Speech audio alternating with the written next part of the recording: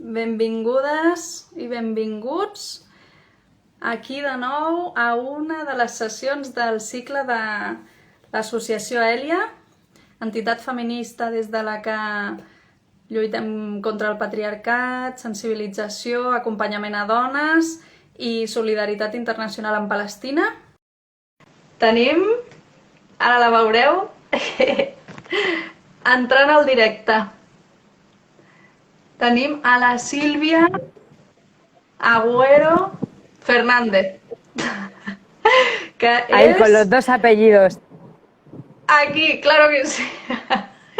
Activista feminista gitana, ¿verdad? También muy interesante el blog de Pretendemos Gitanizar el Mundo, col·laboradora de Pícara Magazine, i aquí la tenim avui dins d'aquest cicle, aquestes xerrades que fem mensuals, para hablarnos sobre el feminismo gitano, ¿verdad? Y estas muchas opresiones, pero especialmente en las mujeres gitanas. Y entonces, pues bueno, con muchísimas ganas de escucharte y que si alguien que entre en el directo quiere hacer preguntas, que las vaya poniendo en el chat, yo te las iré haciendo o las que se me ocurran a mí. Y bueno, y entonces, pues muy bienvenida y con muchas ganas de escucharte. Pues muchas gracias por invitarme. Ahora. ¿Me escuchas bien? Sí, sí, sí. Bien. Que muchas gracias por invitarme. Para mí siempre es un placer que me invitáis. Ya es la segunda vez, eso mola. Porque normalmente no repito en ningún sitio, dejo ahí huella. ¿Qué dices? No te puedo creer. Te lo prometo, te lo prometo. Y nada, me gusta este directo porque me da pie a contar muchas cosas y también pues a que la gente que normalmente pues os sigue o me sigue o que se ha enterado de este directo pues nos pueda preguntar y a lo mejor quitar un poco mitos y cosas que tienen en la cabeza que a lo mejor no son ciertas o sí son ciertas, yo qué sé, depende de lo que me pregunte. Bueno, yo voy a hablar sobre feminismo gitano y violencia obstétrica antigitana, que este palabra suena como a, no sé, a academia, que parece indescifrable, pero en realidad es muy fácil. ¿Por qué hablamos de feminismo gitano?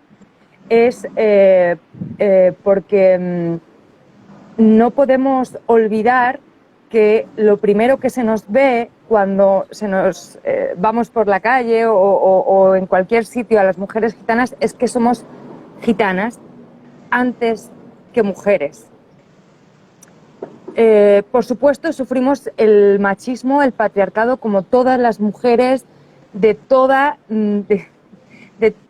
el universo, podría decir, y eso está muy instaurado en la sociedad, por supuesto. Pero aparte de eso, le llamamos feminismo gitano porque dentro de este movimiento social que emprendemos las mujeres para hacer un mundo y intentar una lucha en el que estemos más iguales o podamos luchar porque se nos trate de una forma igualitaria, ¿no? a todas las personas.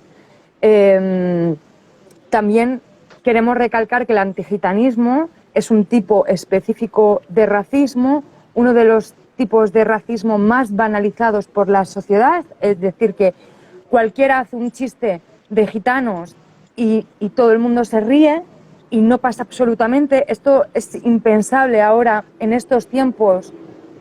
Bueno, no impensable, pero sí que no ocurre, sí que hay más personas concienciadas con la cuestión machista o con la cuestión o con otros tipos de racismo, ¿no?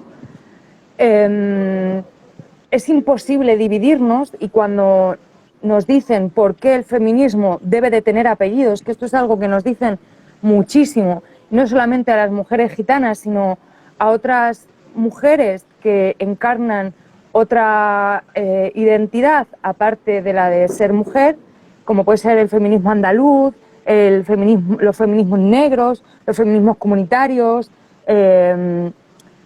están dando por sentado que el feminismo es uno que se ha inventado desde un tipo de mujer específico que es blanca, paya, o sea, de Europa, ¿no?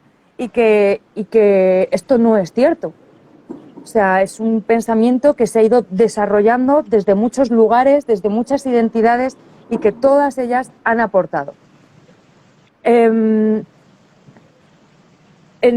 feminismo gitano no es un movimiento social grande. Empezamos a hablar de ello hace muy poco, o sea, en el Estado español hace muy poco. En cambio, en Europa nuestras primas gitanas llevan muchísimos años defendiendo esta postura, ¿no?, de feminismo gitano, que no es un concepto teórico, y esta frase no es mía, es de Carmen Gheorghe, una doctora en género gitana, feminista, presidenta de la asociación Eromnia de Rumanía, y dice que el feminismo gitano no es un concepto teórico, que todo lo que se ve como necesidad de las mujeres gitanas es feminismo gitano.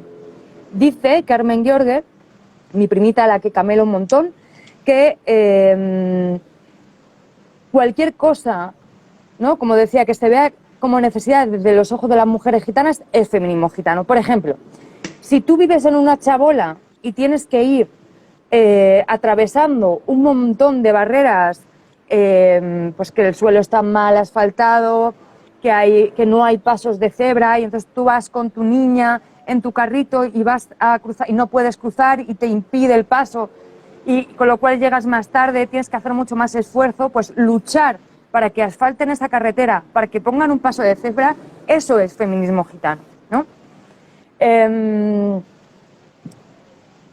Es muy fácil de decir, ¿no? Hay muchas mujeres también que nos dicen que ser feminista y gitana es un oxímoron. Yo no he visto palabra más rebuscada para esto. Yo creo que es que nos tienen como analfabetas y que no vamos a saber buscarlo. Me parece... Son pocas, pero ahí están haciendo ruido. Dicen que ser feminista y gitana es un oxímoron porque... Bueno, oxímoron es como que es imposible, ¿no? Que son... Posiciones. Es algo... Posiciones contrarias, eso es. Y claro, lo dicen porque para estas mujeres y hombres también dicen que ser gitana es ser sumisa, y que los gitanos, las gitanas, somos más sumisas y patriarcales y machistas que, ¿sabes? Siempre dicen ese tipo de cosas. Es que vosotras sois más machistas que nosotros. Esto es malo no solamente para nosotras, sino para vosotras también, para las mujeres payas, blancas, etcétera. ¿Por qué? Porque, sobre todo cuando lo dice un hombre y cuando lo dice una mujer que se considera feminista, pero que ya sabemos lo que está pasando ahora con el feminismo y que luego hay que ver, ¿no?, realmente cómo se lucha y qué ideología. No es que te tengas que sacar un carné, pero bueno, no podemos nombrar a Ayuso como feminista, ¿vale? Lo dicen sobre todo para crearos una trampa a las mujeres feministas, ¿no? Y a las mujeres en general. Os dicen, ¿lo ves? ¿Lo ves como tú no estás tan sometida como esas otras? Les sirve todo el rato de ejemplo para que veáis que vosotras no estáis en mal lugar, ¿no? Que no estáis en un momento chungo de patriarcado, sino que estáis mucho mejor con nosotras, porque nosotras estamos bajo un patriarcado gitano. Y esto tengo que explicarlo y contextualizarlo, porque claro, se han sacado muchas cosas de contexto, de artículos míos o de artículos de otras primas feministas o de algunas charlas, que no es verdad. Yo lo que digo es que no existe un patriarcado gitano. Sí existe el patriarcado, y solo hay uno, para suerte de nosotras, todas las mujeres. Si hubiera dos, ¿qué haríamos?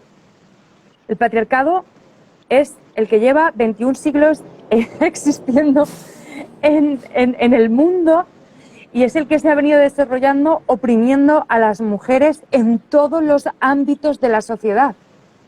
O sea, no somos igual de machistas, porque hemos recorrido ese camino igual a vuestro lado. No vivimos en una ermita y que no nos afecta nada del mundo. No, no, no, no. Estamos en el mismo camino y hemos pasado por esos 21 siglos de patriarcado, que esto lo dice mucho mi hermana Pamela Palenciano, ¿no? Entonces, somos igual de machistas, que no es, o sea, que ya es bastante, ¿sabes? Ni más ni menos, ya es muchísimo. No existe un patriarcado gitano porque no hay 25 gitanos haciendo leyes contra todas las mujeres. No hay en el Congreso, no hay un rey gitano que esté haciendo un montón de leyes contra todas las mujeres. Por supuesto, asesinan mujeres gitanas. No puedo decir la estadística, que siempre se dice, no, que hay más mujeres gitanas asesinadas o hay menos.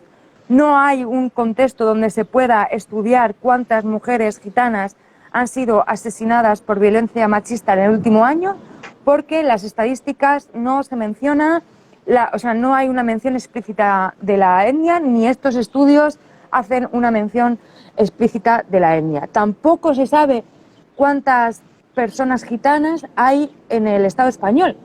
No hay un censo, ¿no?, poblacional, o un estudio poblacional donde se diga cuántas personas gitanas hay. Que esto también es un problema, porque a mí hay posiciones encontradas respecto a este tipo de cosas de los censos, pero creo que sería bueno hacer un estudio poblacional, no un censo en sí de dónde viven, dónde están, qué hacen y cómo se llaman, no, sino cuántas personas, y hay maneras en la sociología para hacer esto. Esto sería positivo para hacer este tipo de cosas, para ver cuántas mujeres están siendo asesinadas por violencia machistas, que sean pues, afrodescendientes, gitanas, etcétera, etcétera, pero también para otras muchas cosas, para ver el riesgo de exclusión social, que dice la Agencia Europea de Derechos Humanos que hay un 98% de gitanos y gitanas en exclusión social, pero no dice cuántas mujeres gitanas hay en exclusión social, que seguramente sean muchísimas más. Pero esto no lo sé, esto me lo estoy inventando. Bien.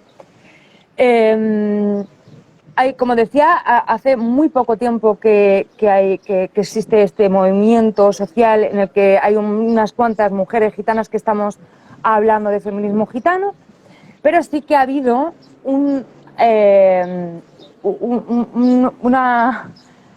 unas antepasadas que nos han venido marcando el camino.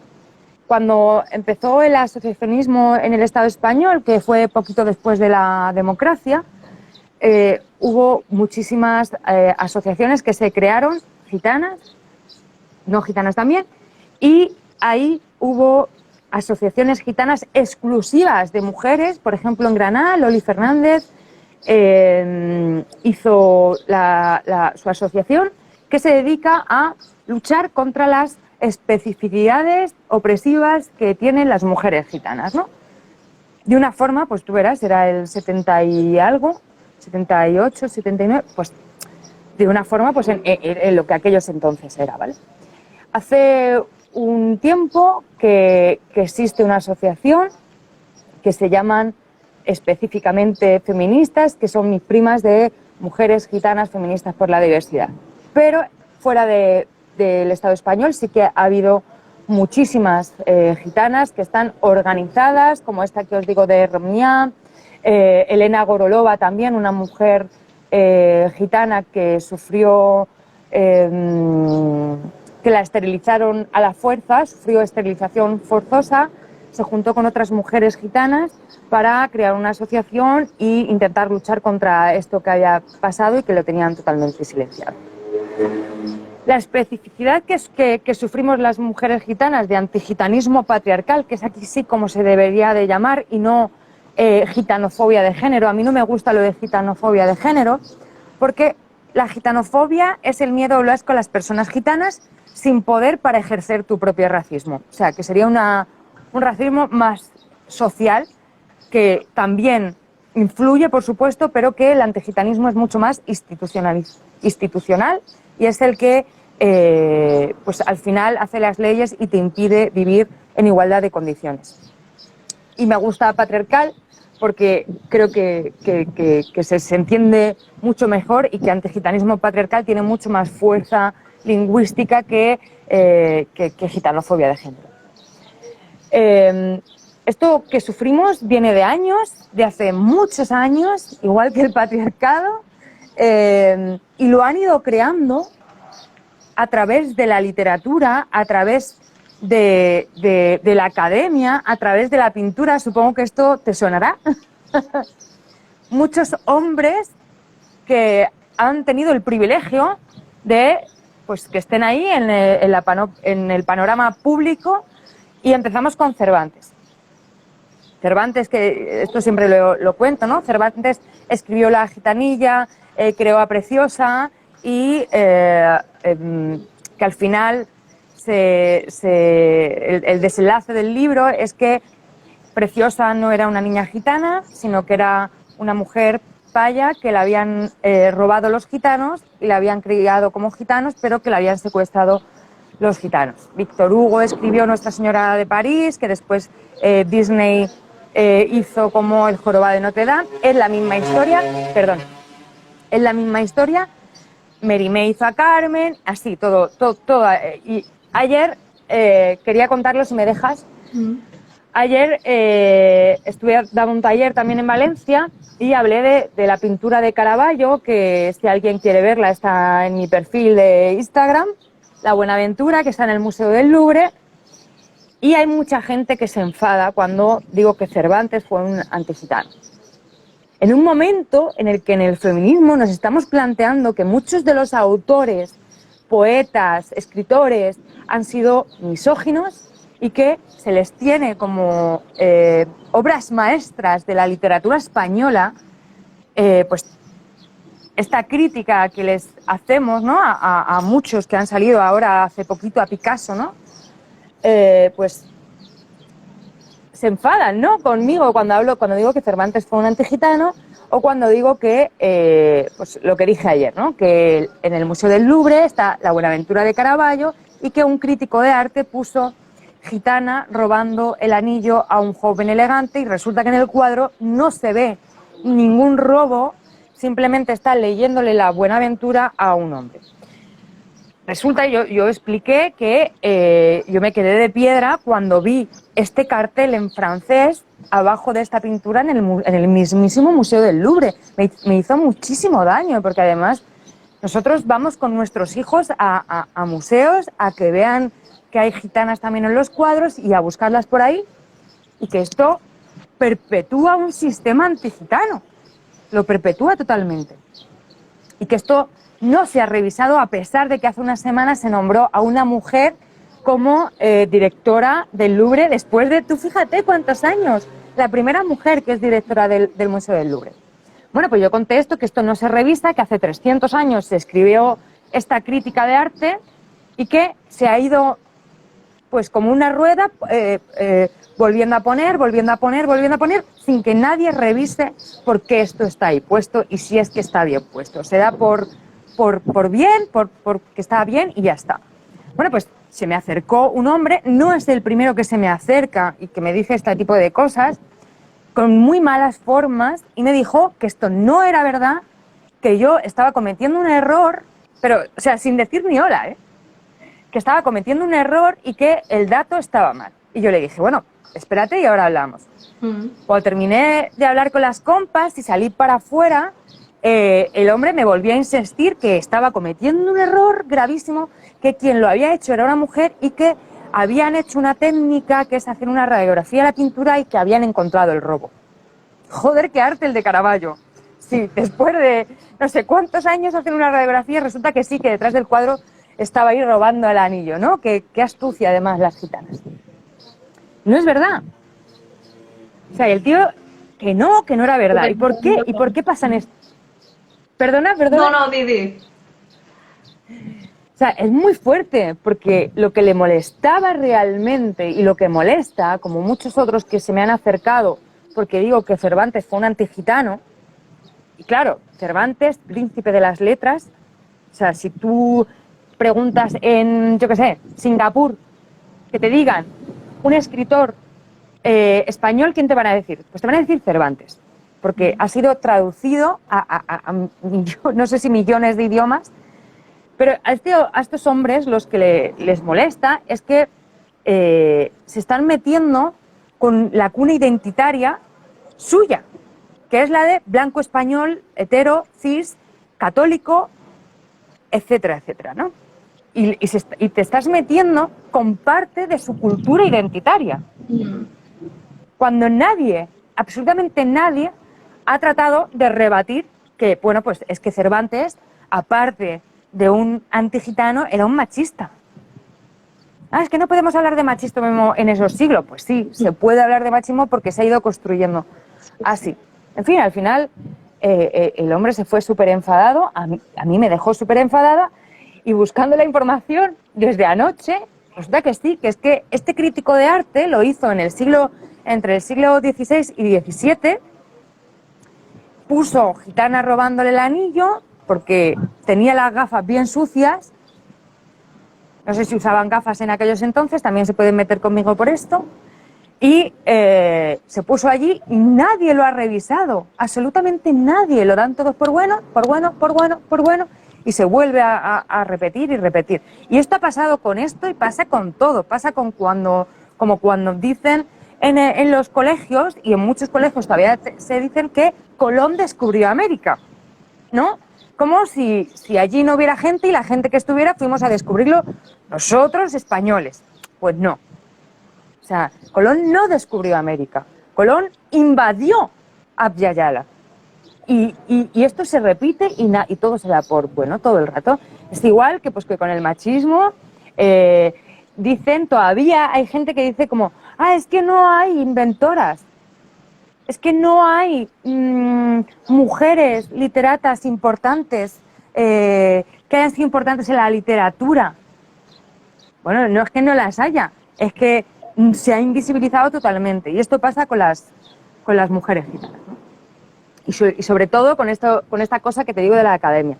Aparte, por cómo se ha ido desarrollando la historia, quien han sido historiadores, hombres, payos, europeos otra vez, quienes han ido diciendo cómo ha sido la historia. Y nos lo hemos tragado con embudo, porque es nuestra educación. Y ahora empezamos a abrir los ojos y decir, bueno, igual la historia no ha sido así. Nos han contado la historia de las guerras, los hombres luchadores. Coño, ¿y dónde estábamos las mujeres? Las mujeres, ¿qué estábamos haciendo? Es que todo lo han inventado ellos, ¿no? Meterse con la academia es chungo. Meterse con la academia y rebatir. Además, este hombre de ayer y muchos otros, lo que les molestaba es que se lo está diciendo una mujer que es gitana, con una clase social baja, que viene de una clase social baja y que además no tiene los estudios que ellos tienen. Entonces,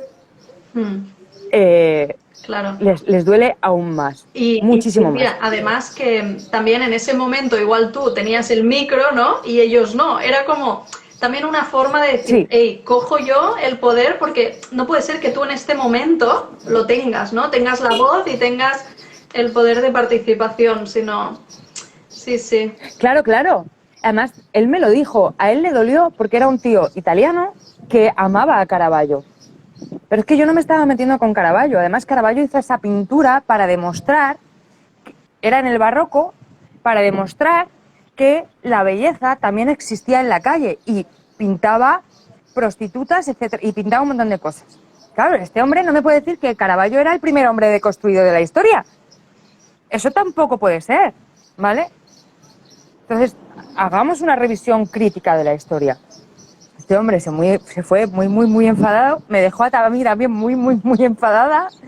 Ayer hice un directo para contar esto nomás, pero bueno, me tengo que acostumbrar a que este discurso no está en boga, ¿no? Y que no está muy extendido y que, claro, pues ahora que empieza a haber más directos, a que más gente me invita a contar la historia y tal, pues se empieza a poner un poco... Y pues eso, los haters, ¿qué le vamos a hacer? Bien, Tenemos estrategias de sobra de estos últimos 600 años que convivimos aquí en el Estado español como para aunar la lucha, ¿no? Y esto sí que me importa. No creo para nada que el movimiento feminista sean nuestras enemigas, ¿no? O sea, nuestras enemigas, para nada. O sea, creo que estamos en la misma lucha, que luchamos por lo mismo y que siempre lo que intentamos es que veáis que estos hombres que han sostenido el patriarcado también han sostenido el racismo, ¿no? Y que a cada una de nosotras sabe cómo darle, ¿no? Sabe cómo dar el mismo patriarcado, sabe cómo dar a una mujer con diversidad mental, sabe cómo dar a una mujer lesbiana, sabe cómo dar a una mujer trans y sabe cómo dar a una mujer gitana. Sabes exactamente dónde nos duele y cómo oprimirnos. Y claro, y también aisladas, ¿no? Seremos mucho menos fuertes que si vamos todas a una. Y eso es. También, claro, es una estrategia básica del patriarcado. Entonces, a mí me parecería muy interesante que nos sentáramos a hablar, porque de verdad que creo que tenemos estrategias y creemos también que en esta revisión de la historia hay mujeres gitanas que son referentes vuestras también, ¿no? Porque se habla de ¿cuáles son tus referentes en el feminismo gitano? Bueno, pues en el feminismo gitano hay muchas referentes, pero es que yo también amo a Angela Davis, ¿vale? Es que yo también amo a Silvia Federici y para mí también es un referente. Pero para vosotras, o sea, perdóname que te hable a ti como directamente, pero también son referentes vuestras muchas mujeres gitanas que os estáis perdiendo por la invisibilización del patriarcado y del antigitanismo. Cuando cuento lo que pasó en el primer intento de exterminio, de genocidio moderno en suelo del Estado español, que fue que intentaron exterminar al pueblo gitano separando a las mujeres de los hombres, que fue la Gran Redada en 1749, que las mujeres se rebelaban contra el poder y lo que hacían era desnudarse completamente, romper las ropas, para que no las obligaran a dar misa, para que no las obligaran a hacer trabajos forzados, y que una de estas mujeres, Rosa Cortés, hizo un agujero en la pared para que se fugaran 53 mujeres gitanas con un clavo, pues Rosa Cortés también es vuestra referente, ¿no? Estamos hablando de 1749. Es que debería de estar en los libros de historia, debería de estar en nuestra genealogía feminista, pero no solo en la gitana, sino también en la vuestra. Y yo quiero un poco eso, ¿no? Más allá de que hablemos, por supuesto que es muy importante el tema de la apropiación cultural y todas esas cosas, pero yo necesito que sintáis que también esto es vuestro, ¿no? Es vuestra historia. Sin invisibilizar que eran gitanas, ¿sabes? Pero es vuestra historia también, ¿no? Claro. Y es muy importante revisar la historia porque al final, en el momento que estamos ahora mismo con este boom de la extrema derecha, con estos, no voy a decir el nombre, con estos en el gobierno, ya sabe todo el mundo de quién hablo, al final es porque creo que hemos sido bastante tolerantes y bastante pacíficas. No es que estoy hablando de ser violentas y ir a la lucha con navaja en mano, que también esto es un estereotipo que tenemos las mujeres gitanas, sino con no ser tolerantes con la intolerancia.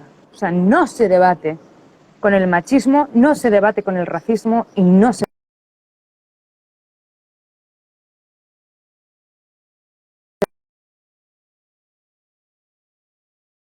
Lo creo un segundito. Estoy aquí. Sí. Es que te me has quedado así como congelada. Ya he vuelto, perdón que me estaban llamando aquí en medio del directo. Nada. Ya estoy, Silvia. Cosas que suelen pasar.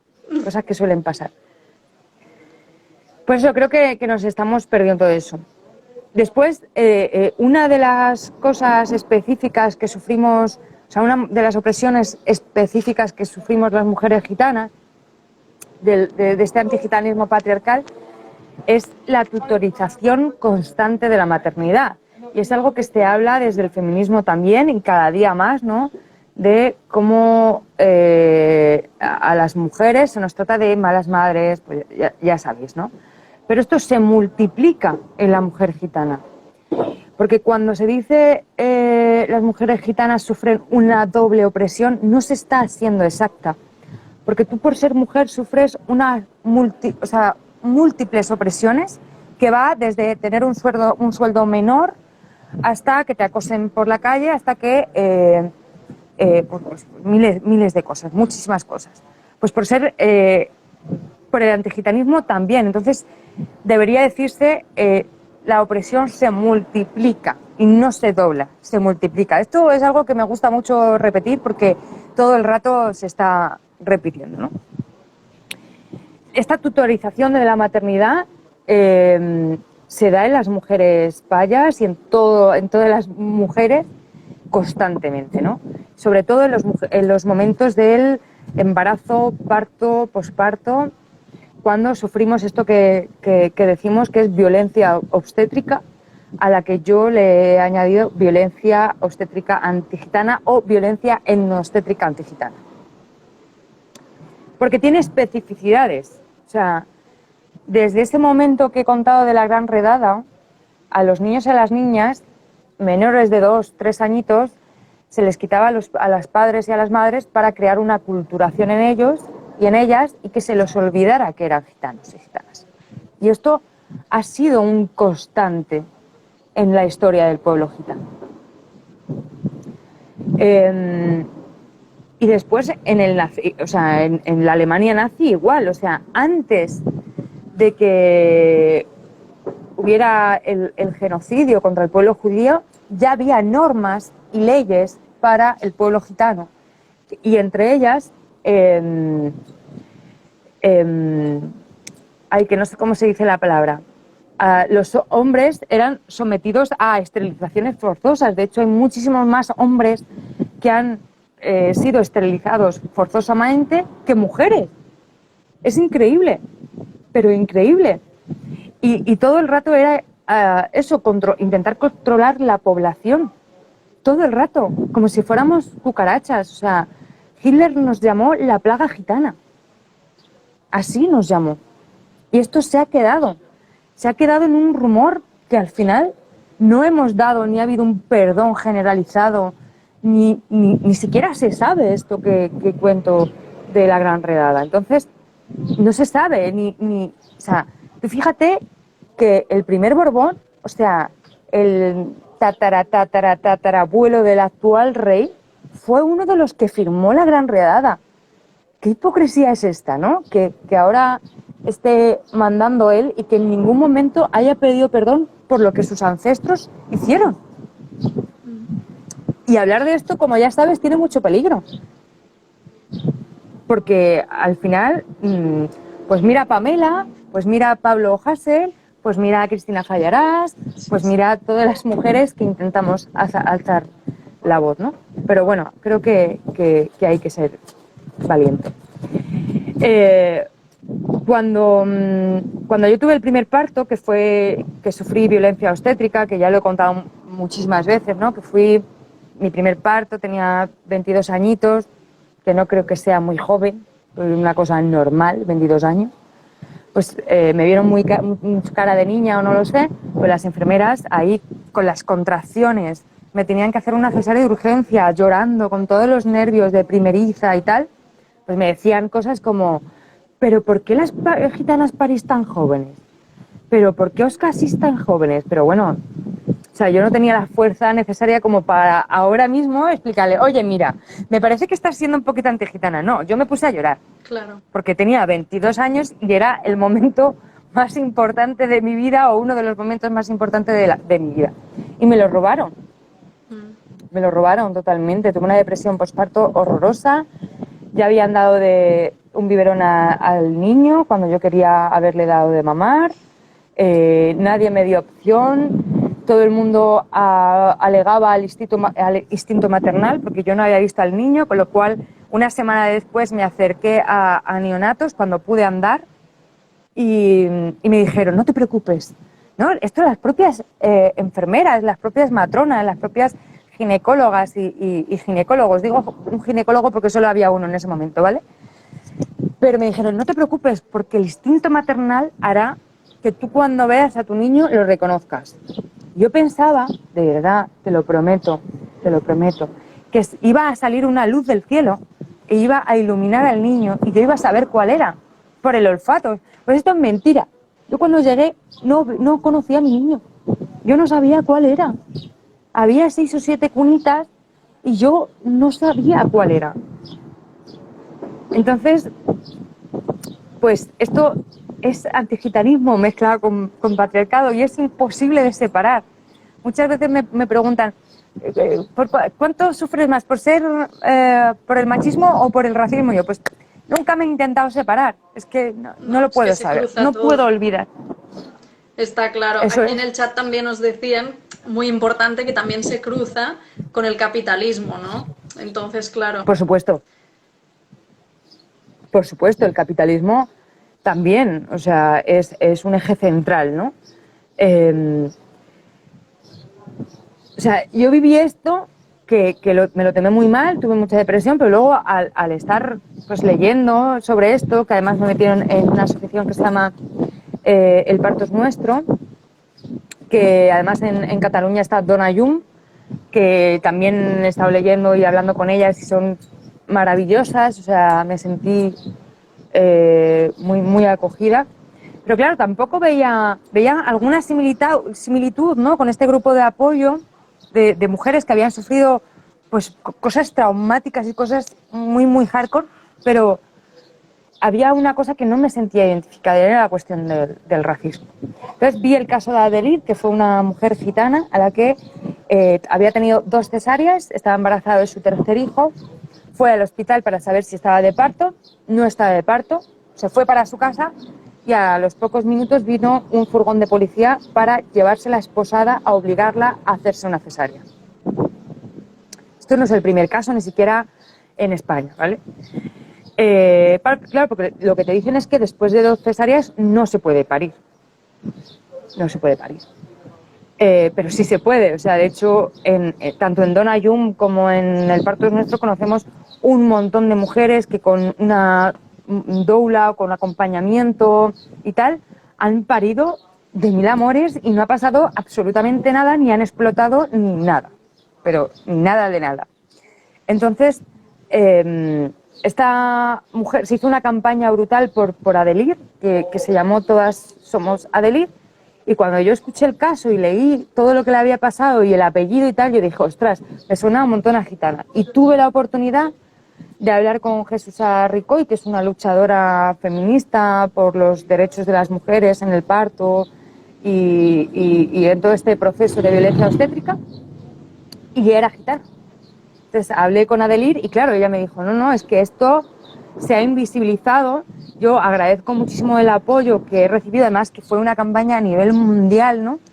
Pero esto no solo ha sido machismo y violencia obstétrica machista, sino también tiene que ver mucho con antigitanismo. O sea, se la llevaron esposada, ¿te puedes creer? Fuertísimo, ¿no? Y casi muy fuerte, ¿no? Luego ella, cuando, claro, al sufrir todo eso, que al final la hicieron una cesárea obligada, ¿vale? No la dejaron parir. Se hizo matrona, estudió para ser matrona y ahora mismo es matrona allí en Brasil. Bueno, qué forma de transformarlo, también.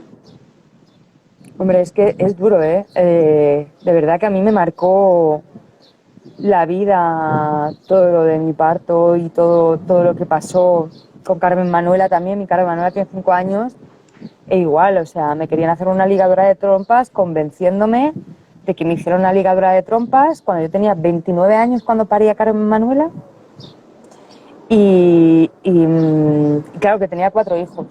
Entonces las ginecólogas dieron por hecho que yo ya no quería tener más. Es que yo no me quiero liar las trompas.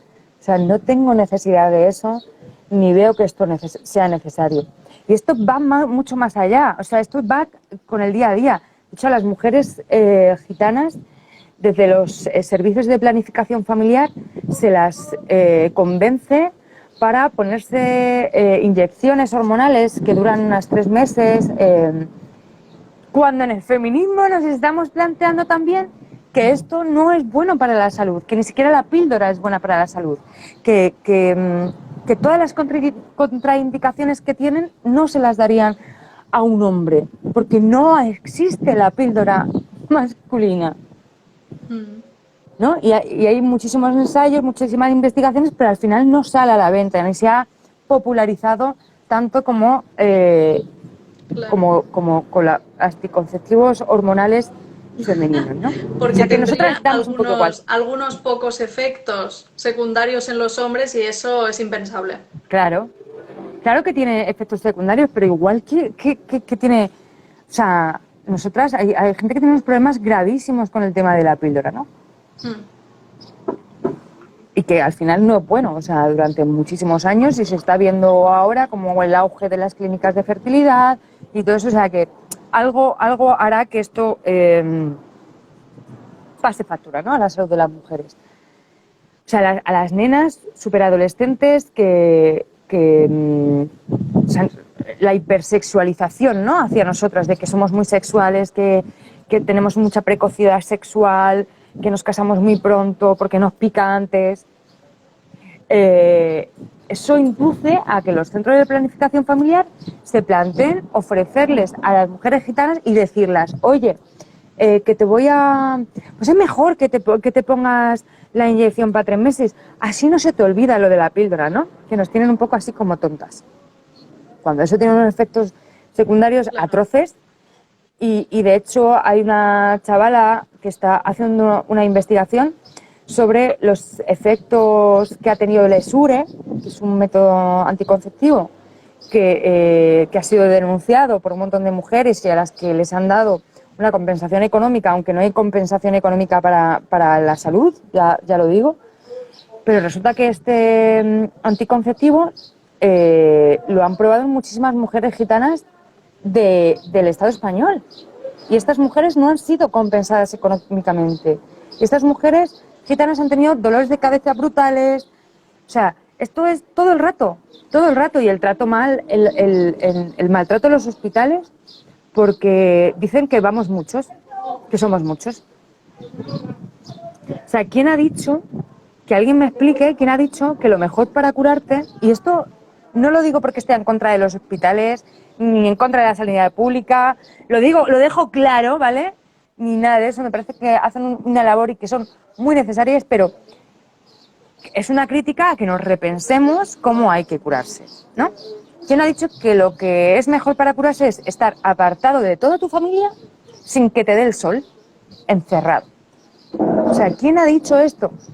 ¿En qué momento nos hemos planteado de que esto es lo mejor para curarte? Cuando para las gitanas y los gitanos no entendemos la vida, la curación, la felicidad sin tu familia. Elegida o no elegida, o genética, eso da igual, ¿vale? Entonces, por supuesto que a un parto vamos mucha gente. A mí me falta gente paya en los hospitales. Me falta. Cuando dicen, es que hay muchos gitanos, a mí me falta gente paya en los hospitales.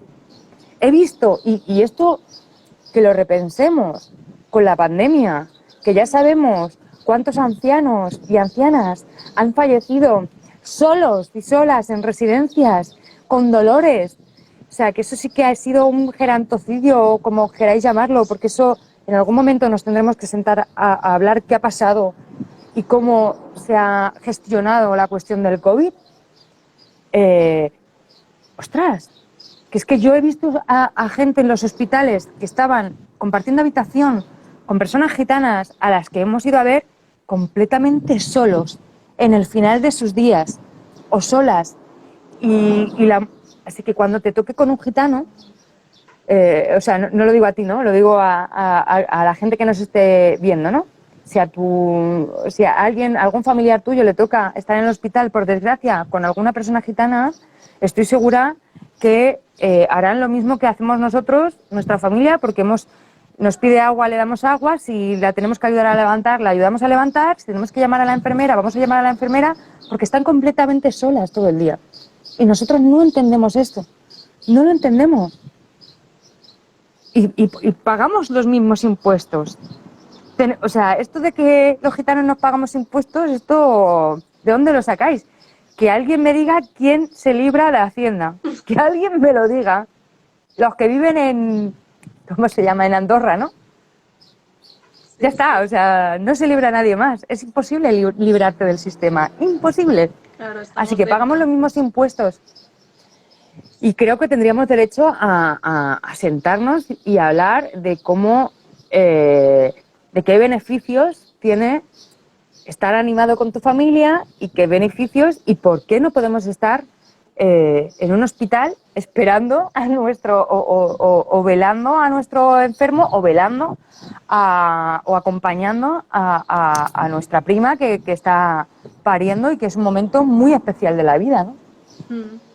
No sé Sí, sí, si esto será muy hardcore lo que estoy diciendo o qué. Nah.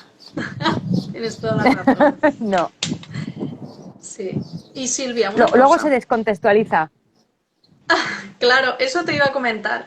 Que te lo había mencionado antes, ¿no? Que nos publicaron un comentario en el cartel respecto a ti. Y bueno, yo antes que no contestarlo yo, digo, bueno, igual se lo planteo a Silvia y que lo puedas contestar tú, ¿no? Claro. Entonces el comentario que nos ponían era algo así como que en una charla que estaba incluso grabada, tú habías dicho que lo digo textualmente, que en los gitanos no había patriarcado, que las niñas dejaban el cole porque querían para casarse. No, Esto yo nunca es he dicho eso. el comentario. Yo digo que no, nunca he dicho eso. Digo que no existe el patriarcado gitano. Esto sí lo digo. O sea, digo que no existe un patriarcado gitano. Que el patriarcado es el mismo para todas las mujeres. El mismo, absolutamente el mismo. Y menos mal, ya lo digo otra vez, y menos mal. Esto de que las niñas se dejan en la escuela para casarse, no es algo que diga yo, es algo que dice todo el mundo. Todo el mundo, o sea, todo, además profes, etcétera, etcétera, ¿no? Y yo, posiblemente lo que dijera, que no sé ni qué charla es ni nada, seguramente sea la de la OPEC, la Universidad Progresista de Cataluña, porque hubo movida allí. Tocha, además, Tocha, estaba Miriam Jatibi también y bueno, pues hubo movida. Pero posiblemente diga que tal vez el sistema es el que fracasa con nuestros niños y con nuestras niñas, especialmente con nuestras niñas, que las niñas no fracasan.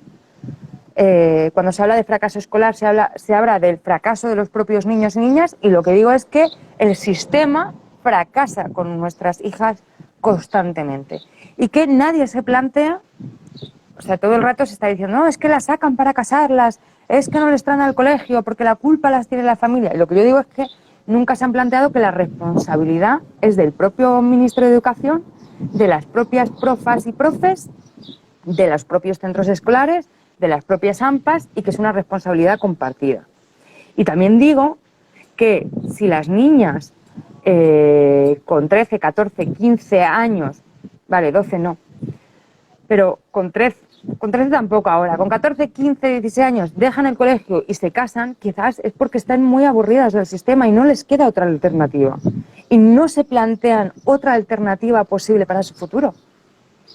Y que no se cuenta con la opinión de las niñas. Ni se las pregunta, oye cariño, ¿a ti qué te pasa? ¿Por qué no quieres estudiar? Que me diga qué profa ha hecho esto. De sentarse a hablar con su alumna y decirle, oye, ¿tú por qué no quieres venir al cole?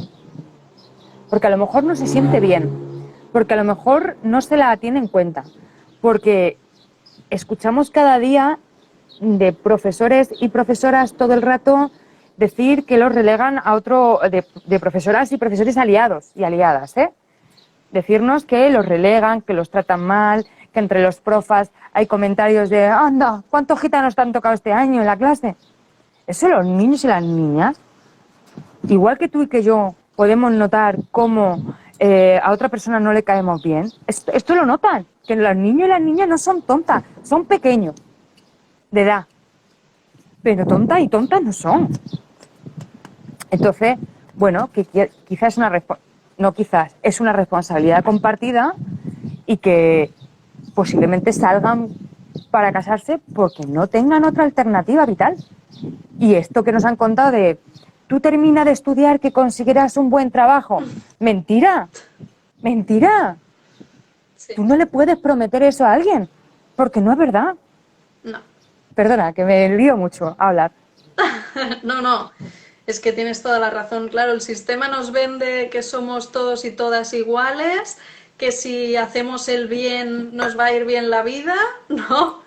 Sí, Y luego las realidades son otras, ¿no? Entonces, bueno, eso está muy bien para el karma. Igual nos lo tenemos que pensar de ser buenas personas e intentar ser buenas personas para el karma, pero nada más. mira aquí Dice mi Susana prima en el Susana, chat nos otra dice, vez, sí, sí, no tienen otra alternativa ni referentes iguales. eso es, y prima, Susana, es que de verdad, mm, te pongo un ejemplo de chico, ¿vale? Porque en mi barrio no tengo otro ejemplo de chica, pero en mi barrio, en El Pozo, la única persona que conozco que ha terminado todos sus estudios y que es sociólogo es mi marido. Mi marido tiene ahora 53 años. Y no conozco a otra persona que desde entonces se ha sacado toda su... Pero es que además, mi marido, que es sociólogo, como se ha ganado la vida más, ha sido vendiendo en el mercado. Entonces, que no nos vendan una historia que no es cierta. O sea, que tú, aunque estudies Derecho, quizás no seas feliz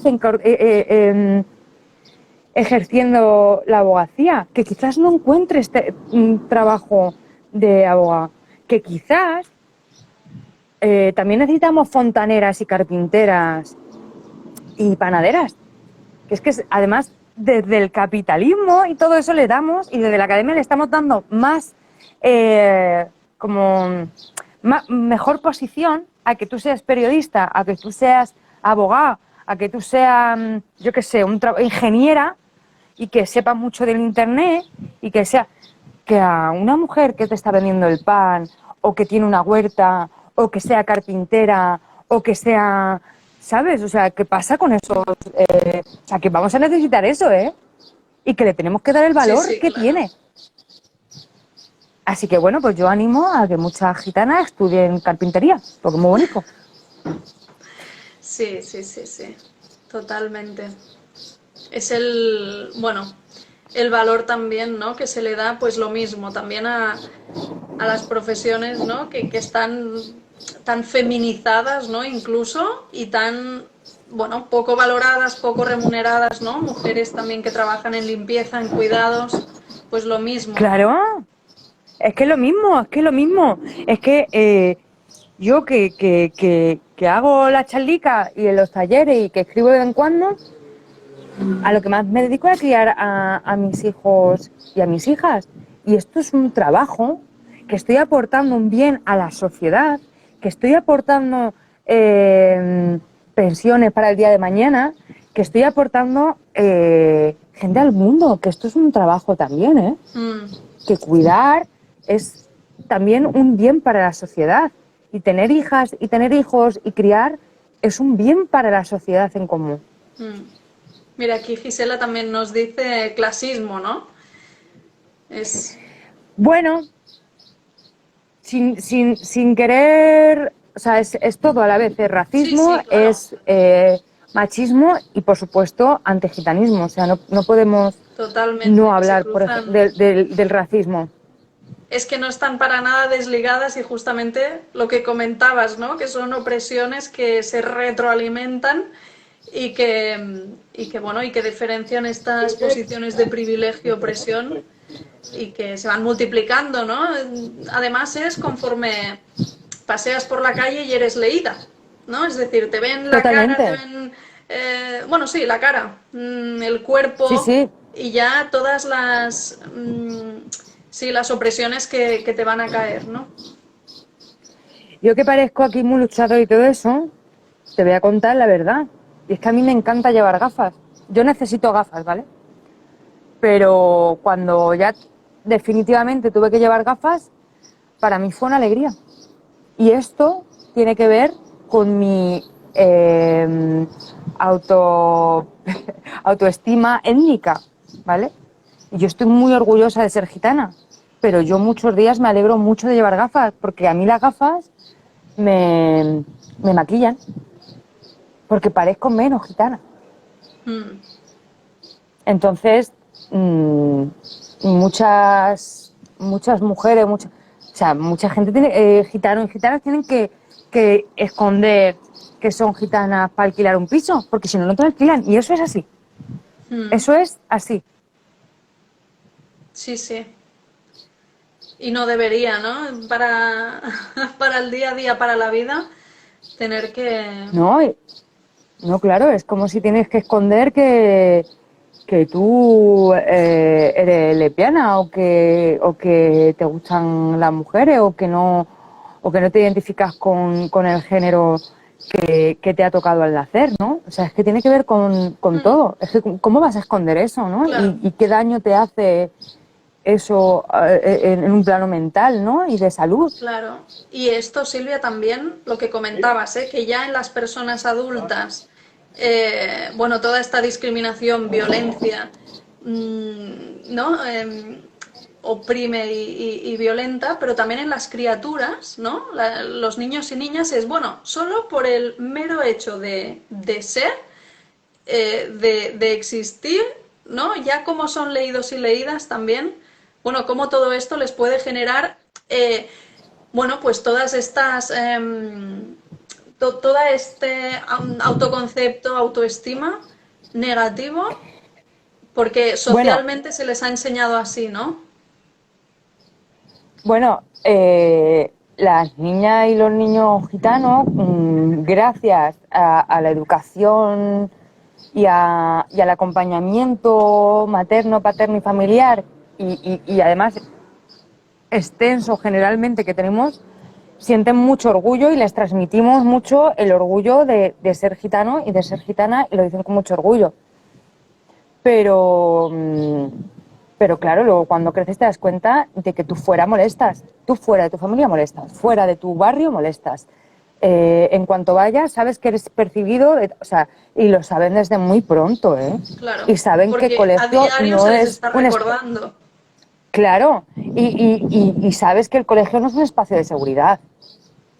Tú sabes que el colegio no es un espacio de seguridad. Con todo lo que conlleva esto y todo lo que hablamos en el feminismo de los espacios de seguridad, imaginaos a una niña gitana con 6, 7 años, 8, 10, 13, yendo a un colegio donde no es su espacio de seguridad. Es que lo que quieres es salir de ahí. Es que te da igual lo que te cuenten, ¿no? Y lo que te prometan, porque lo que te prometen es, bueno, tienes que estudiar porque tienes que estudiar, punto, fin, no hay más. Claro, Entonces, ¿por qué no? Porque es que si estudias vas a ganar un montón de millones. Mentira, si es que no es verdad. Claro, es que ese no va a ser o sea, el convencimiento para que estudies, no tiene que ser ese. Lo que tienes que fomentar desde que son así de chiquiticos y chiquiticas es el amor por aprender y fomentar su curiosidad, que es innata. O sea, eso no lo tenemos que intentar generar, porque es que su curiosidad es innata. Mi niña Carmen Manuela tiene 5 años, sabe escribir Carmen Manuela Jiménez Agüero, porque va a un cole, lleva desde noviembre, diciembre yendo al cole, donde es un cole rural, donde son 5 niñas, ¿vale? Vive en un pueblecito muy chiquitito, y donde la profe está todo el rato, o sea, no tiene un tema 1, tema 2, tema 3, tema 4, sino cada día es lo que surge. Cuando hicieron la Semana de la Niña y la Ciencia, les dije, bueno, está muy bien que pongáis a Marie Curie, pero que es que Sofía Kovalevskaya fue una universitaria matemática gitana, que creo que debería estar. ¡Ay, sí, sí, sí, sí! ¡Ay, que es que yo no tenía ni idea! Venga, vamos a hacerlo, vamos a hacer el cuento de Sofía. Hicieron todas las niñas y todos los niños el cuento de Sofía Kovalevskaya y contaron que era gitana. Y claro, es que ha sido muy fácil. claro. Con Aquí es un cole así es lo muy que fácil. decían antes por el chat, ¿no? Que se tienen que dar ejemplos, referentes Claro, de gitanos o gitanas, ¿no? También. pero Sí, todo a sí, la vez. Tratarlos bien, que es crear un espacio de seguridad en la clase, que haya referente claro. gitano. No, no vale solamente que impartas un currículo escolar con muchos referentes gitanos, no. Vale que tiene que ser todo a la Claro, vez. claro. Es que tiene que ser coherente el mensaje, si no, al final mensajes contradictorios más en criaturas no funciona. Sí, sí, sí.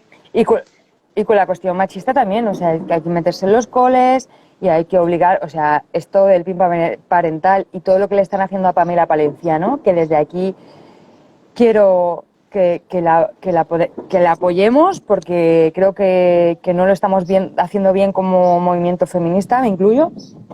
Tiene que ver con el PIN parental, ella lo ha contado muchísimas veces y es la única forma de luchar contra la violencia machista es en los coles, con los niños y con las niñas, con los adolescentes. Y esto tiene que ser obligado, obligado, obligado, igual que es el cole, porque no vale esto que una familia diga que no puede, que su hijo o su hija no va a estar en una charla sobre educación sexoafectiva o contra la violencia machista. O sea, no. No, aquí es lo que decimos, que nos llegan, ¿no?, muchos ataques machistas, estrategias para seguir pues este patriarcado imperante y es, bueno, todas unidas tenemos que luchar fuerte Totalmente. contra esto, porque evidentemente las criaturas, ¿no?, en las escuelas, el espacio de socialización, de aprendizaje, bueno, es esencial, ¿no? Totalmente. Entonces, totalmente, sí, sí. Todo el apoyo a Pamela, evidentemente. Y sí. Entonces, Silvia, Dime.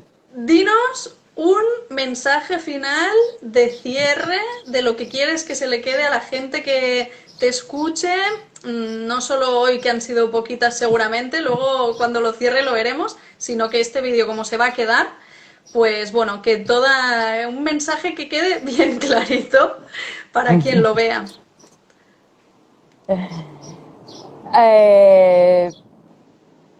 Creo que unidas somos más fuertes. Creo que el mismo patriarcado que nos está oprimiendo a todas las mujeres es el mismo racista que nos está oprimiendo a las mujeres gitanas, negra, mora, de Yayala, migrante, etcétera, etcétera, etcétera. Y que no podemos luchar contra este sistema que nos está oprimiendo si no reflexionamos y empezamos a pensar que el racismo existe, que no es clasismo, o sea, todo ese tipo de cosas que se nos vende y que el racismo mata igual que el machismo mata y que el antigitanismo mata igual que el machismo mata. O sea, eso desde luego. Y que los hombres gitanos, y esto me da igual que se descontextualice, que llevamos en este año que han supuestamente asesinados 4 hombres gitanos, son los más parados policialmente y que yo no puedo mirar para otro lado en esto. O sea, no puedo. Igual que antes de ayer mataron a un chaval porque no querían moros en el local, igual que esto fue antes de ayer y ayer apuñalaron a una señora migrante porque decían que los migrantes les quitaban la comida. Yo no puedo obviar esto, ¿no? No puedo obviar que el racismo mata y creo que nadie lo podría obviar y que luchemos juntas, de verdad. Luchemos juntas sin tener que justificarnos, sin que nos banalicen lo que sufrimos, porque estamos cansadas, de verdad. Sí. Y que arriba la lucha feminista. Sí, y antirracista tiene que ser. Antirracista ¿o no es, también. Es así, ¿no? Sí, Lo dice la Angela Davis siempre. Si la lucha feminista no es antirracista, pues no es. Lo dice Angela Davis siempre. Sí. Hacedle caso a la tía Angela, que ya tiene una edad, hombre, y es muy sabia.